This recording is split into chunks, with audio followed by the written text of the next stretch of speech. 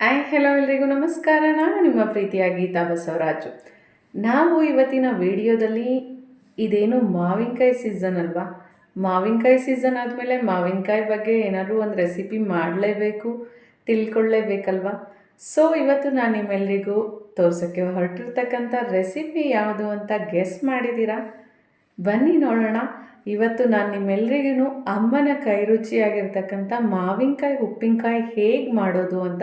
ಇದು ತುಂಬಾ easy, just ಒಂದು 20 ಮಿನಿಟ್ಸಲ್ಲಿ ಪ್ರಿಪೇರ್ ಆಗುತ್ತೆ. ಸೊ ಮಾವಿನಕಾಯಿ ಉಪ್ಪಿನಕಾಯಿ ಹೇಗೆ ಮಾಡೋದು ಅಂತ ಈ ವಿಡಿಯೋದಲ್ಲಿ ತಿಳ್ಕೊಳ್ಳೋಣ ಬನ್ನಿ. ಮೊದಲಿಗೆ ಇದಕ್ಕೆ 2 ದೊಡ್ಡ ಗಾತ್ರದ ಮಾವಿನಕಾಯಿ ಬೇಕು. ಇದಕ್ಕೆ ಆಮ್ಲೆಟ್ ಕಾಯಿ ಅಂತಲೇ ಹೇಳ್ತೇವೆ, ಉಪ್ಪಿನಕಾಯಿಗೆ ಅಂತಲೇ ಇದು ಸಪ್ರೇಟಾಗಿ ಸಿಗುತ್ತೆ ಎಲ್ಲ ಕಡೆ ಕೂಡ. ಇದನ್ನು ಮೊದಲಿಗೆ ಈ ರೀತಿಯಲ್ಲಿ ನಿಮಗೆ ಎಷ್ಟು ಸೈಜ್ ಬೇಕಾಗುತ್ತೋ ಆ ಪ್ರಮಾಣದಲ್ಲಿ ಹೆಚ್ಚಿಟ್ಕೊಳ್ಳಿ. ಈ ರೀತಿ ಸಣ್ಣ ಸಣ್ಣ ಪೀಸಸ್ ಮಾಡಿದ ನಂತರ ಇದನ್ನು ಏನು ಮಾಡಬೇಕಂತಂದರೆ ನಾವು ಒಂದು ಪ್ಲಾಸ್ಟಿಕ್ ಅಥವಾ ಪಿಂಗಾಣಿ ಜಾರ್ನಲ್ಲಿ, ಯಾಕೆ ಪ್ಲಾಸ್ಟಿಕ್ ಅಥವಾ ಪಿಂಗಾಣಿಯನ್ನು ಹೇಳ್ತೇವೆ ಅಂದರೆ ಉಪ್ಪು ಹಾಕಿದಾಗ ಸ್ಟೀಲ್ ಎಲ್ಲ ಒಂಥರ ಕಿಲುಬಿಡಿಯುತ್ತೆ, ಅದರ ಸ್ಮೆಲ್ ಕೂಡ ಚೇಂಜ್ ಆಗುತ್ತೆ, ಅದು ಹೆಲ್ತ್ಗೆ ಕೂಡ ಒಳ್ಳೆಯದಲ್ಲ. ಈ ರೀತಿ ಸ್ವಲ್ಪ ಸ್ವಲ್ಪನೇ ಒಂದು ಡಬ್ಬಿಗೆ ಉಪ್ಪುಗಳನ್ನು ಮತ್ತು 1 ಹಿಡಿ ಉಪ್ಪು ಮತ್ತು ಅದರ ಮೇಲೆ ಸ್ವಲ್ಪ ಉಪ್ಪುಗಳು ಮತ್ತು 1 ಹಿಡಿ ಉಪ್ಪು ಈ ರೀತಿ ಮಿಕ್ಸ್ ಮಾಡ್ತಾ ಮಾಡ್ತಾ ಮಾಡ್ತಾ ಇದನ್ನು ನೀಟಾಗಿ ಪ್ಲಾಸ್ಟಿಕ್ ಡಬ್ಬಿಯಲ್ಲಿ ಹಾಕಿ ಮುಚ್ಚಳವನ್ನು ಮುಚ್ಚಿಟ್ಬಿಡಬೇಕು. ವಾಟೆದು ನೀವೇನು ಮಾಡಿ ಅಂತಂದರೆ ಅದನ್ನು ಸಪ್ರೇಟ್ ಬೌಲಲ್ಲಿ ಹಾಕ್ಕೊಳ್ಳಿ, ಸಪ್ರೇಟ್ ಒಂದು ಚಿಕ್ಕ ಬಾಕ್ಸ್ನಲ್ಲಿ. ಅದರದ್ದು ಟೇಸ್ಟೇ ಬೇರೆ ಥರ ಇರುತ್ತೆ. ಇದು ನೋಡಿ ವಾಟೆದು ಪೀಸಸ್ಸು, ಇದನ್ನೇ ಸಪ್ರೇಟಾಗಿ ಪೀಸ್ ಮಾಡಿ ಇಟ್ಕೊಳ್ಳಿ. ಇದು ಸೇಮ್ ಆ್ಯಸ್ ಇಟ್ ಈಸ್, ಇದಕ್ಕೂ ಉಪ್ಪು ಬೆರೆಸ್ಕೊಂಡು ಒಂದು ಚಿಕ್ಕ ಬಾಕ್ಸ್ನಲ್ಲಿ ಇಟ್ಕೊಳ್ಳಿ. ಈಗ 2 ಬಾಕ್ಸ್ ರೆಡಿ ಆಗಿದೆ. ಒಂದು ಕಾಯಿಯಲ್ಲಿರ್ತಕ್ಕಂಥ ಪೀಸಸ್ಸು, ಇನ್ನೊಂದು ವಾಟೆಯಲ್ಲಿರ್ತಕ್ಕಂಥ ಪೀಸಸ್ಸು. ಇದನ್ನು ಏನು ಮಾಡಬೇಕು, 3 ದಿನಗಳ ಕಾಲ ಉಪ್ಪು ಬೆರೆಸಿ ಇಟ್ಬಿಡಬೇಕು. ಇದಕ್ಕೆ ಯಾವುದೇ ಕಾರಣಕ್ಕೂ ತೇವಾಂಶ ಅನ್ನೋದು ಸೋಕಬಾರ್ದು. ತೇವಾಂಶ ಸೋಕಿದಾಗ ಏನಾಗುತ್ತೆ, ಬೂಸರಿಕೆ ಬರುತ್ತೆ. ಸೊ 3 ದಿನಗಳ ನಂತರ ನಾವೇನು ಮಾಡಬೇಕು, ಪುಡಿಯನ್ನು ಈಗ ರೆಡಿ ಮಾಡ್ಕೋತೀವಿ. ಪುಡಿಗೆ ಏನೇನೆಲ್ಲ ಸಾಮಗ್ರಿಗಳು ಬೇಕಾಗುತ್ತೆ ಅಂದರೆ ಜೀರಿಗೆ, ಮೆಂತ್ಯ, ಸಾಸಿವೆ, ಬ್ಯಾಡಿಗೆ ಮೆಣಸಿನ್ಕಾಯಿ, ಒಣಮೆಣಸಿನ್ಕಾಯಿ. ಇದು ಎಷ್ಟು ಪ್ರಮಾಣದಲ್ಲಿ ಬೇಕು, ನಾವಿವಾಗ 2 ಮಾವಿನಕಾಯಿ ಅಳತೆಗೆ ಹೇಳ್ತಾ ಇದ್ದೀವಿ. ಜೀರಿಗೆ 25 ಗ್ರಾಮ್, ಮೆಂತ್ಯ 25 ಗ್ರಾಮ್, ಸಾಸಿವೆ 25 ಗ್ರಾಮ್, ಬ್ಯಾಡಿಗೆ ಮೆಣಸಿನ್ಕಾಯಿ 25 ಗ್ರಾಮ್, ಒಣಮೆಣಸಿನ್ಕಾಯಿ 100 ಗ್ರಾಮ್. ಈ 5 ಐಟಮ್ಗಳು ಸಹ ಸಿದ್ಧ ಆದ ನಂತರ ನಾವೇನು ಮಾಡ್ಕೋಬೇಕಾಗತ್ತೆ, ಈಗ ಒಂದು ದಪ್ಪದಾದ ಬಾಣಲೆಯನ್ನು ಇಟ್ಕೊಂಡು ಮೀಡಿಯಮ್ ಉರಿಯಲ್ಲಿ, ಸಣ್ಣ ಉರಿಯಲ್ಲಿ ಒಂದೊಂದೇ ಐಟಮ್ಸ್ನ ಹಾಕಿ ಕೆಂಪಕ್ಕೆ ಹುರ್ಕೋಬೇಕಾಗುತ್ತೆ. ನೋಡಿ, ಈಗ ಮೊದಲಿಗೆ ಸಾಸಿವೆಯನ್ನು ಹಾಕಿದ್ದೀವಿ. ಇದನ್ನು ಉರಿದ ನಂತರ ಒಂದು ತಟ್ಟೆಗೆ ಬಗ್ಸಿಟ್ಕೊಳ್ಳಿ. ಹಾಗೆ ಅದಾದ ನಂತರ ಜೀರಿಗೆಯನ್ನು ಆ್ಯಡ್ ಮಾಡ್ಕೊಳ್ಳಿ. ಜೀರಿಗೆಯನ್ನು ಅಷ್ಟೇ ಸ್ವಲ್ಪ ಕೆಂಬಣ್ಣಕ್ಕೆ ಬರೋವರೆಗೂ, ಅಂದರೆ ಸಣ್ಣ ಉರಿಯಲ್ಲಿ ಹುರಿದಾಗ ಐಟಮ್ಸು ಪರಿಮಳನೂ ಚೆನ್ನಾಗಿರುತ್ತೆ ಮತ್ತು ಪರ್ಫೆಕ್ಟಾಗೂ ಕೂಡ ಬರುತ್ತೆ. ಹಾಗೆ ಮೆಂತ್ಯ 25 ಗ್ರಾಮ್, ಇದನ್ನು ಕೂಡ ಸಣ್ಣ ಉರಿಯಲ್ಲಿ ಕೆಂಪಗೆ ಹುರಿದಿಟ್ಕೊಳ್ಳಿ. ಆನಂತರ ಬ್ಯಾಡಿಗೆ ಮೆಣಸಿನ್ಕಾಯಿ 25 ಗ್ರಾಮ್ ಇರೋದ್ರಿಂದ ಒಂದೇ ಸಲಕ್ಕೆ ಹುರಿದಿಟ್ಕೋಬೋದು. ಆದರೆ ಒಣಮೆಣ್ಸಿನ್ಕಾಯನ್ನು ಏನು ಮಾಡಿ ಅಂತಂದರೆ ನೀವು 2 ಸಲ ಹುರ್ಕೊಳ್ಳಿ. ಯಾಕೆಂದರೆ ಅದು 100 ಗ್ರಾಮ್ ಇರುತ್ತೆ. 100 ಗ್ರಾಮ್ ಇದ್ದಾಗ ಒಟ್ಟಿಗೆ ಹಾಕ್ಕೊಂಡ್ರೆ ಸರಿಯಾಗಿ ಫ್ರೈ ಆಗಿರೋದಿಲ್ಲ. ಹಂಗಾಗಿ ಸಪ್ರೇಟಾಗಿ ಅರ್ಧ ಹುರ್ಕೊಳ್ಳಿ. ಈಗ ಎಲ್ಲ ಮಿಶ್ರಣನೂ ಸಹ ಹುರಿದಿರೋದು ರೆಡಿಯಾಗಿರುತ್ತೆ. ಒಂದು ತಟ್ಟೆಯಲ್ಲಿ ಅದನ್ನು ತಣ್ಣಗಾಗೋದಕ್ಕೆ ಬಿಟ್ಬಿಡಿ.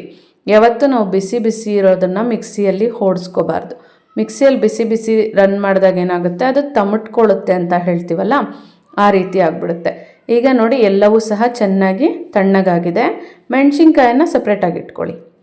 ಈ ಹುರಿದಿರ್ತಕ್ಕಂಥ ಮೆಂತ್ಯ, ಜೀರಿಗೆ, ಸಾಸಿವೆಯನ್ನು ಸಪ್ರೇಟಾಗಿ ಪುಡಿ ಮಾಡಿ ಬಗ್ಸಿಟ್ಕೊಳ್ಳಿ ಜಾರ್ನಿಂದ. ನೋಡಿ, ಈಗ ಇದು ರನ್ ಆಗ್ತಿದೆ. ಇದನ್ನು ಒಂದು ತಟ್ಟೆಯಲ್ಲಿ ಬಗ್ಸಿಡ್ತೀವಿ. ಆ ನಂತರ ಏನು ಮಾಡಿ, ಮೆಣಸಿನ್ಕಾಯನ್ನು ಮಾತ್ರ ಸಪ್ರೇಟಾಗಿ ಪುಡಿ ಮಾಡಿಕೊಂಡು ಅದನ್ನು ಕೂಡ ಒಂದು ತಟ್ಟೆಗೆ ಅದೇ ತಟ್ಟೆಯಲ್ಲೇ ಬಗ್ಸಿಟ್ಕೊಳ್ಳಿ. ಈಗ 2 ಪುಡಿಗಳ ಮಿಶ್ರಣ ನಾವು ಒಂದೇ ತಟ್ಟೆಯಲ್ಲಿ ಬಗ್ಸಿಟ್ಕೊಂಡಿರ್ತೀವಿ. ಈಗ ಅದನ್ನು ನಾವು ಮಿಕ್ಸ್ ಮಾಡ್ಕೋಬೋದು. ಮಿಕ್ಸ್ ಮಾಡಿಟ್ಟ ನಂತರ ಅದು ಒಂದು ಪರ್ಫೆಕ್ಟ್ ಹದವಾಗಿ, ಪುಡಿ ತುಂಬಾ ನುಣುಪಿರಲಿ, ಏನೂ ಸಮಸ್ಯೆ ಇಲ್ಲ. ಈಗ ನೋಡಿ, ಈ ರೀತಿ ಒಂದು ಅದಕ್ಕೆ ಪುಡಿ ರೆಡಿ ಆಗಿದೆ. ಈಗ ನಾವೇನು ಮಾಡಬೇಕಾಗುತ್ತೆ ಅಂತಂದರೆ ಪುಡಿ ಸಪ್ರೇಟಾಗಿ ಹಾಗೆ ಸ್ವಲ್ಪ ಹಾರಲಿ. ಮಿಕ್ಸಿಯಿಂದ ತೆಗೆದ ತಕ್ಷಣ ಸ್ವಲ್ಪ ಬಿಸಿ ಇರುತ್ತೆ.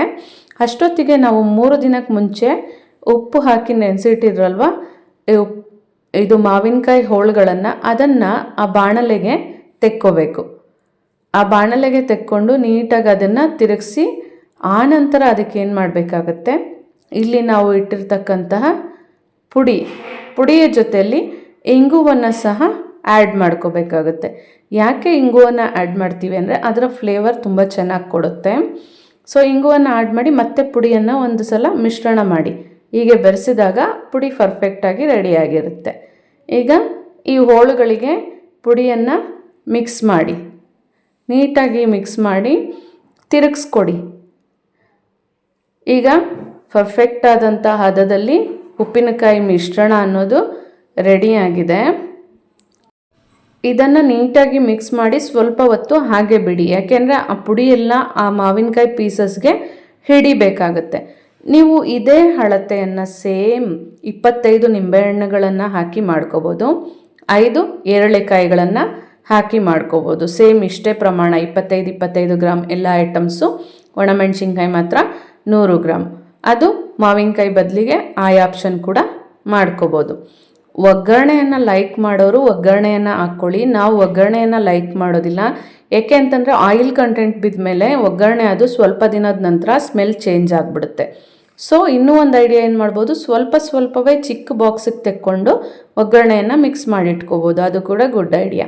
ಈಗ ನೋಡಿ ಪರ್ಫೆಕ್ಟಾಗಿ ರೆಡಿಯಾಗಿರತಕ್ಕಂತಹ ಉಪ್ಪಿನಕಾಯನ್ನು ದೊಡ್ಡ ಬಾಟ್ಲಿನಲ್ಲಿ, ಪ್ಲಾಸ್ಟಿಕ್ ಬಾಟ್ಲಿನಲ್ಲಿ ವಿಶಾಲವಾಗಿ ಗಾಳಿ ಆಡೋ ರೀತಿಯಲ್ಲಿ ತೆಗೆದು ಆನಂತರ ಅದಕ್ಕೆ ಮುಚ್ಚಳವನ್ನು ಹಾಕಿ ಸ್ಟೋರ್ ಮಾಡಿ.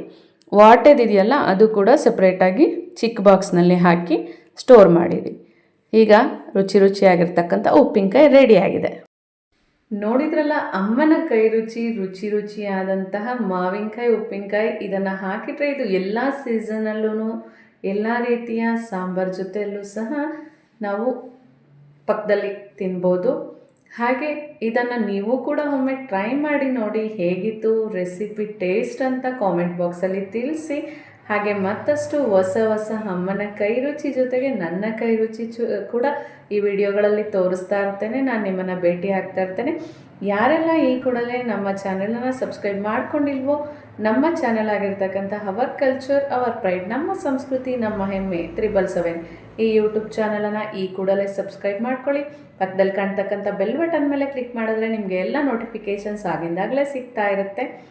ಸೊ ಅಲ್ಲಿವರೆಗೂ ಟೇಕ್ ಕೇರ್, ಬಾಯ್.